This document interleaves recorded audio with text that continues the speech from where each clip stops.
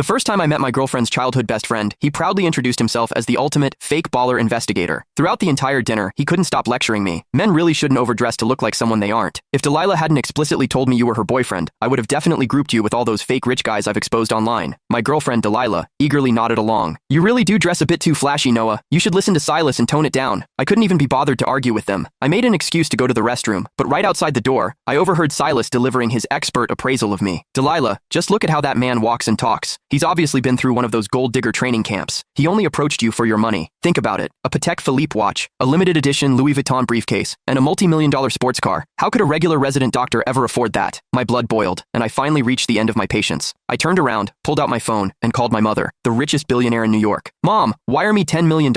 I'm going to buy out a certain fake baller agency and teach this guy that wealthy women can actually have sons. As I hung up the phone, Silas's confident voice drifted out from the private dining room. Delilah was looking at him, nodding with absolute trust. I really wanted to see how Silas planned to test a real heir like me. When I pushed the door open, Silas was holding my Louis Vuitton briefcase, inspecting the lock and the leather from every angle with a condescending smirk. I'm telling you, young guys like you really shouldn't get caught up in comparing yourselves to others. The first step to becoming a fake baller is trying too hard to package yourself. This bag of yours is a rental, right? I almost laughed out loud. When Silas saw I wasn't speaking, he assumed he had hit a nerve.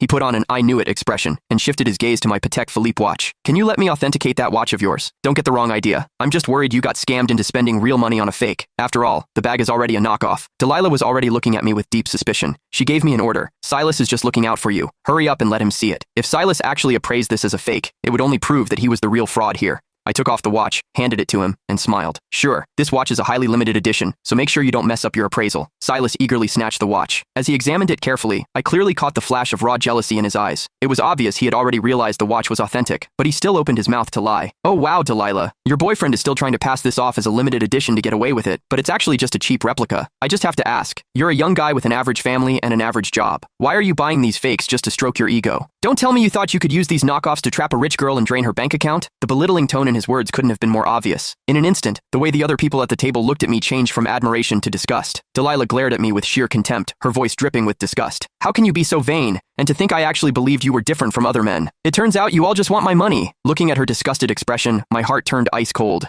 I used to think Delilah was just easily influenced, but that she at least had basic judgment. After all, we had been together for almost a year. Shouldn't she know what kind of person I am by now? I frowned, matching her dissatisfaction. Delilah, who is actually your boyfriend here? You just blindly believe a single word he says? Since that's how it is, I don't see any point in finishing this dinner. I stood up, grabbed my bag, and prepared to leave. Silas gave a fake plastic smile and chimed in again. Why are you in such a hurry to leave? Did the rental time on that sports car downstairs run out? Are you using this as an excuse to go return it? I was completely out of patience.